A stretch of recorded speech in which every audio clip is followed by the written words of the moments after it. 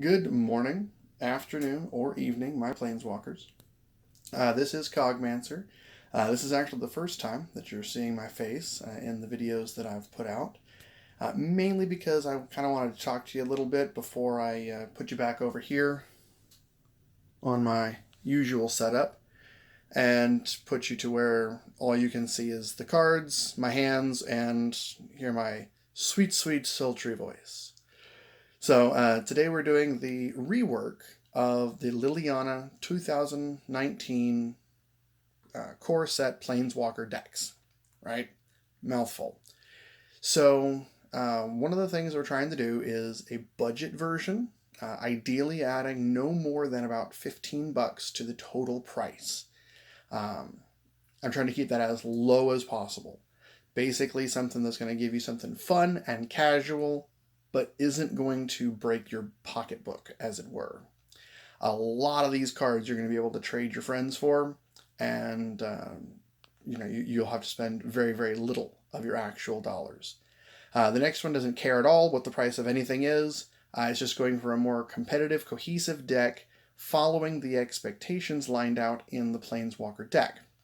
What I mean by that is that the Planeswalker decks themselves are built only of a specific color and only of specific sets.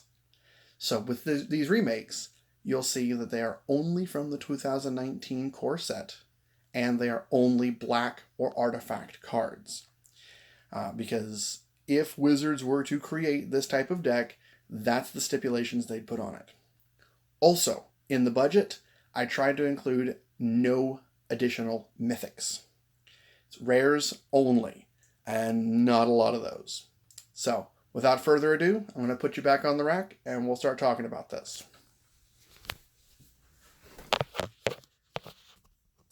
All right, so, of the original deck, of course we're keeping some of the lands. We'll talk about those never. These are the cards that I decided to go ahead and keep.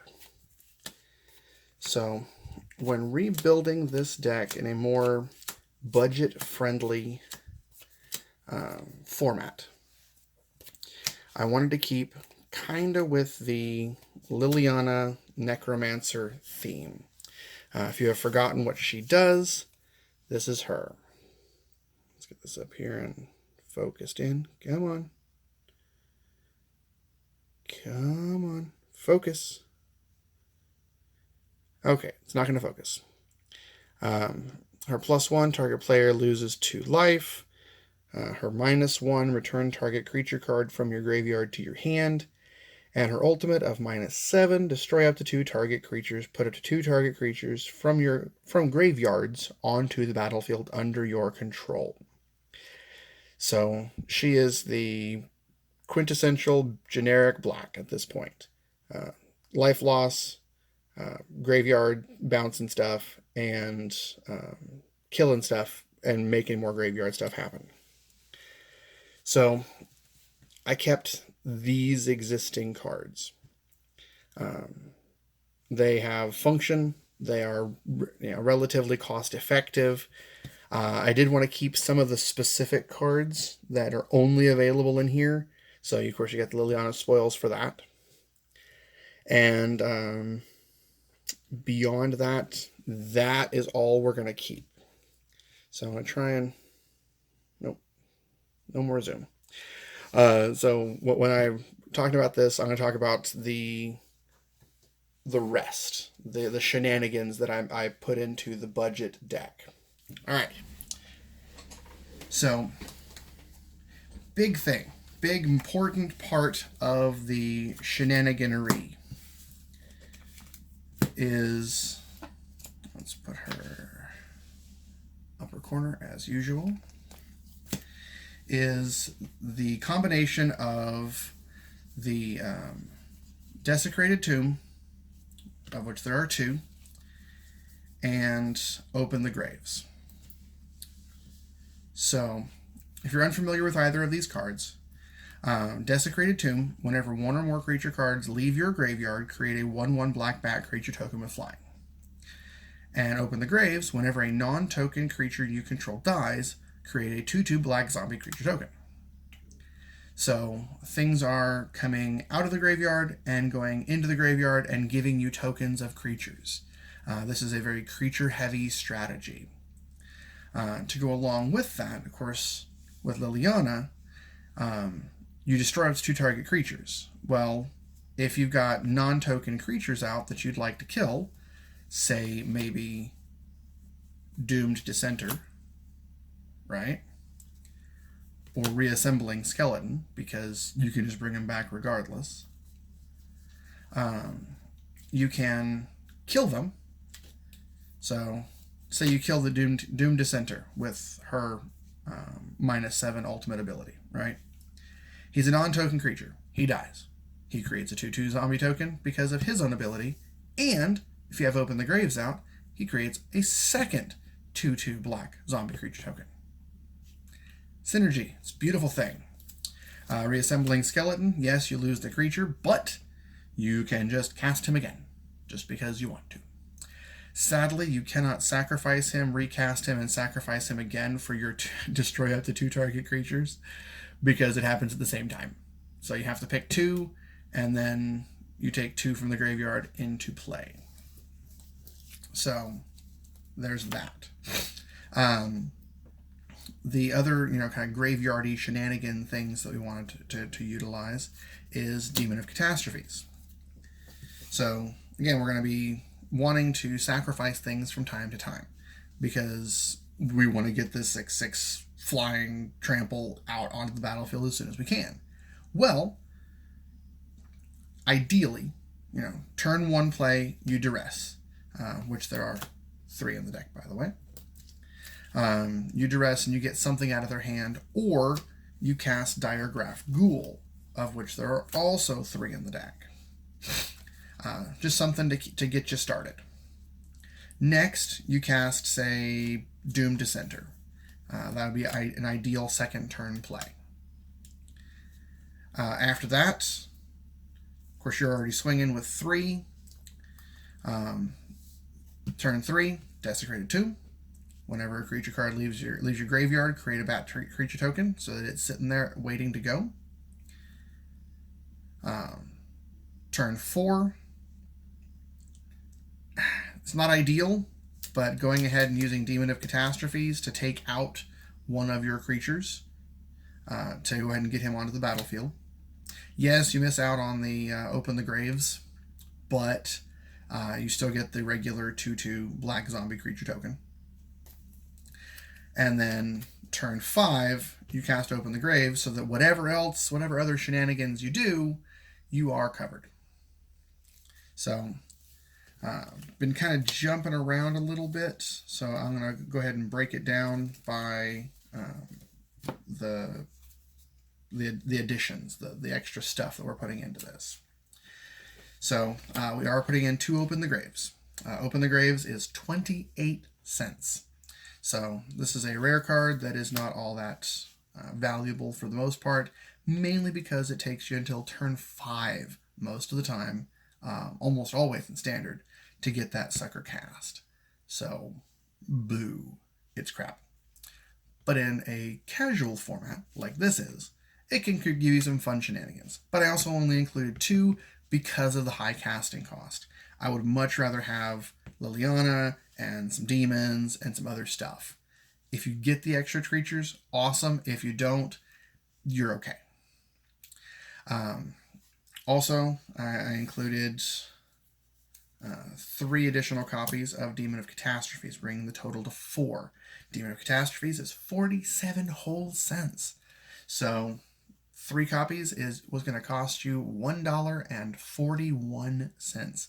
Super expensive stuff going on here. There are quite a few folks of you that are, watching this video and you're like, hey, my friends have these cards. Maybe I can convince them to trade them to me. And you should, because 47 cents for a 6/6 flying trample, I'll make that trade every single day. We did add an extra copy of Murder in there because your opponents are going to be doing things. They're going to be casting stuff and expecting you to respond because they want to win too. Well, destroying target creature, quick, simple, 14-cent card, so it's keeping within that budget. Next of our graveyardy shenanigans to go with the Desecrated Tomb and Open the Graves is Isareth the Awakener. So we're including 3 copies of her because she's legendary. You don't want to include any more than that because it would really suck having 2 of her in your hand. Now with Isareth the Awakener, she is a 3/3 for 3 with Death Touch. Just by herself is a pretty decent card. But whenever Isareth the Awakener attacks, you may pay X. When you do, return target creature card with converted mana cost X from your graveyard to the battlefield with a corpse counter on it. If that creature would leave the battlefield, exile it instead of putting it anywhere else. So, what that means, say for example, you've got your, where did I put it? Demon of Catastrophes. Because he was out there. Your opponent's like, nah, kill it. It goes into your graveyard. It's gone. The problem with that is when you cast Isareth the Awakener, the next turn you can attack with Isareth, which is 3/3 Death Touch, which is already pretty awesome.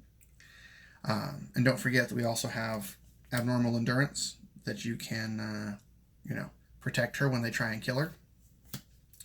So you bring Demon of Catastrophes back onto the battlefield. Well, if you happen to have a Desecrated Tomb out, you're also creating a 1/1 bat. So you have Demon of Catastrophes, which you don't have to cast a creature, sacrifice a creature because you're not casting it, you are placing it. It has a corpse counter, which sucks, but anyway, it is a non-token creature. So when it dies and is exiled, you're still going to create a 2/2 black creature with your Open the Graves. Again, synergies, fun times. But yeah, I love Isareth. One of the interesting things about her is if somebody manages to kill her and you play a second one, you can actually use her ability to summon herself from the graveyard, killing that one, thereby triggering Desecrated Tomb and Open the Graves. So if you happen to have them both out on the battlefield, you get a bat and a zombie, and Isareth is still on the field. How cool is that? I mean, seriously. But yeah, Isareth being 66 cents is not going to break the bank to get 3 copies of. Chris already talked about the Desecrated Tomb. It is 39 cents per. And I've misplaced them. Did I put them over here? Did I put them over here?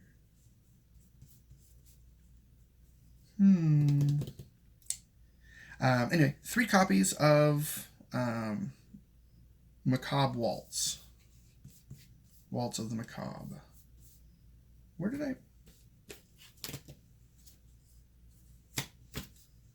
I was prepared in everything, and then I screw it all up. Anyway. There it is. Macabre Waltz. So, Macabre Waltz is great because it triggers Desecrated Tomb. And it would have triggered Open the Graves to put a creature in the graveyard. So you return up to 2 creature cards from your graveyard to your hand, then discard a card. You don't have to discard another creature card, but you have to discard something. Now, sadly, it's whenever 1 or more creatures leave your graveyard, create a 1/1 black bat creature token with flying. So when 2 come out, you still only create 1 bat. That's okay. You get a bat, and you get 2 creatures back in your hand. I did add 2 more copies of Reassembling Skeleton. That is 10 cents.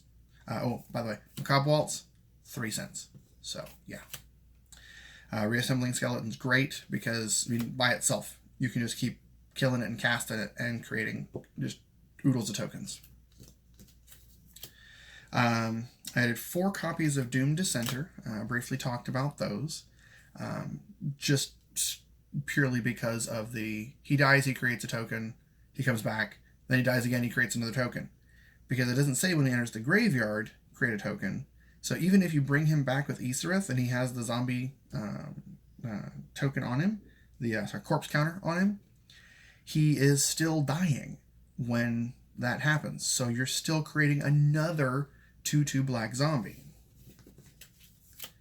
And last but not least, I'm adding another Ghoul and 3 Duress. Again, we showed those earlier. The Ghoul is 11 cents. The Duresses are 9 cents each. This just gives you a little bit of interaction with your opponent's hand, making sure that they don't have some crazy crap in their hand that you want to get rid of. But any non-creature, non-land card, that's, of course, enchantments and artifacts, sorceries, instants, things that you just kind of don't want to see. And, for now, it still does target any of your vehicles because they're not artifact creatures. They start as artifacts and become creatures. So that's a thing. It takes care of a Heart of Kiran and all those other vehicles that you don't want to see on the field. So that is the budget deck. I will make a listing of exactly what cards go in and how much you're spending.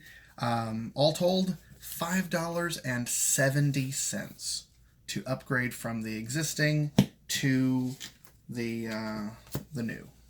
$5.70. If that's not on a budget, I don't know what is. All right. So now we're going to move into the one that I actually care about, and that is the just generically upgraded. You take the existing deck and you make it as good as you can, keeping as much of it as you can. So, what's coming out? We're going to get rid of the Liliana Spoils. It's good. Target opponent discards a card. Look at the top 5 cards of your library. You can reveal a black card from among them, put it in your hand, blah, blah, blah, blah. Forecast, gone. Demon of Catastrophes.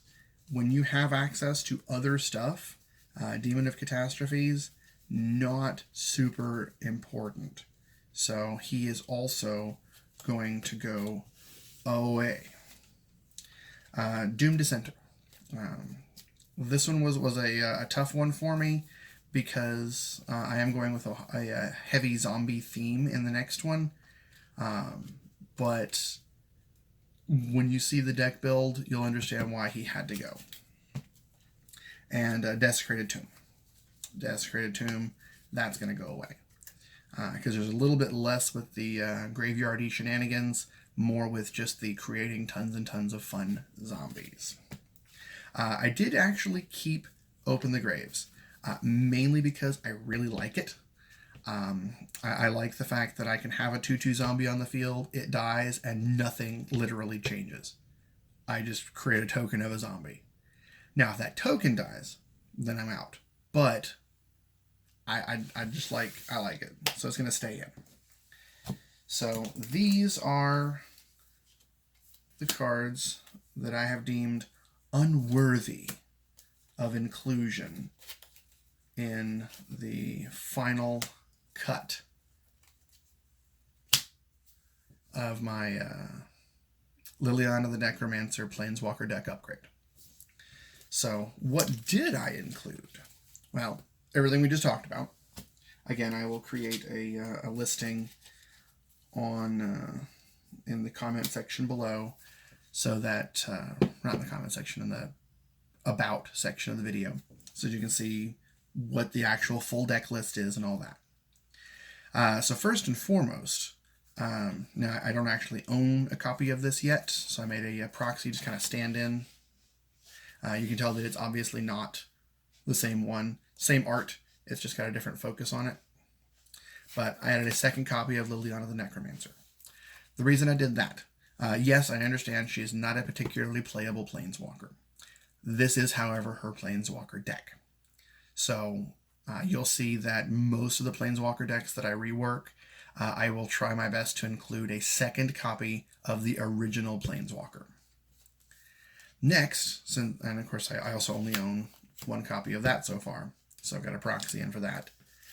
2 copies of Liliana Untouched by Death. Now, this is the better Planeswalker from the 2019 set. She is 4 to cast for a 4 loyalty instead of 5 to cast for a 4 loyalty. Her abilities, if you can't read them, I will read them to you. Her +1. Put the top 3 cards of your library into your graveyard. If at least one of them is a zombie card, each opponent loses 2 life and you gain 2 life. Her -2, target creature gets -X until end of turn, where X is the number of zombies you control. And her -3, her ultimate is only -3. She can literally come out and ultimate immediately. I wouldn't, but you can. You may cast zombie cards from your graveyard this turn. How cool is that? Toss a bunch of stuff in the graveyard and then just cast it because you want to. Good stuff. I like her. So she gets 2 copies in this deck. Since we are dealing with zombies a lot, tons of zombies, I've got 4 copies of Death Baron. Now, Death Baron is a reprint, but it's okay because he is a lord for all those beautiful zombies and skeletons that you might have in your deck. He is actually one of the reasons that I went ahead and got rid of the Doom Dissenter, because he is not a zombie, and I cannot cast him from my graveyard. So I would have to get him back another way. Well, of course, I've got Macabre Waltz. I could do it that way. But that's relying on 1 or 2 specific cards to function with him. With Macabre Waltz and Liliana Untouched by Death, I can target any zombie. So why not make them all zombies? You know? But Death Baron is great. I love the Lord mechanic. We are actually taking 2 of the cards that are originally from the deck, the Arisen Gorgon, that didn't make the budget cut, but did make the revisit, because I've now got 4 copies of a Liliana Planeswalker in this deck. Well, has Death Touch as long as you control a Liliana Planeswalker. So it's a 3/3 just by itself. So it's a nice generic vanilla 3/3. But if you happen to have Liliana, it also has Death Touch, which is great. And if you cast Liliana and you do your -3, you can bring her back from the graveyard if you need to. And the last change, 3 copies of Graveyard Marshal. I mean, it really kind of speaks for itself. It's a 3/2 for 2, and you can exile stuff from your graveyard to create 2/2 black zombie creature tokens. It's fantastic. If you don't have Liliana's available, or if they have absolutely taken her out of the equation as quick as they saw her, Graveyard Marshal keeps you in zombies as the game goes on. So that's all we got. I hope that you liked the deck rebuilds. If you'd like to have some more information, or you'd like me to talk about specific things during these videos, make sure to post that in the comment section below so that I know how to better meet the needs of my internet peoples. And I'm going to bed, so I'll catch you next time, Planeswalkers.